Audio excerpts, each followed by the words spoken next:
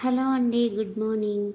ఇదైతే నిన్నటి వీడియో అండి. నిన్న మార్నింగ్ 9 to 4 నేనేం చేశాను అనేది వీడియో చేశాను. ఫస్ట్ లేవగానే పిల్లలకి టిఫిన్ వేసి ఇచ్చేసి వాళ్ళని ఆడుకోమని చెప్పేశానండి. నేను వెళ్ళి స్నానం చేసి పూజ చేసుకోవడానికి అన్నీ సిద్ధం చేసుకున్నాను.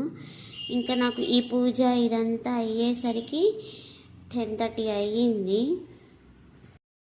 నేను ఏది మిస్ అయినా పూజ మాత్రం మిస్ చేయనండి. ఏదన్నా తొందరలో బయటికి వెళ్ళాలి అనుకుంటే మాత్రం పూజ ఒక్కటి చేయలేను.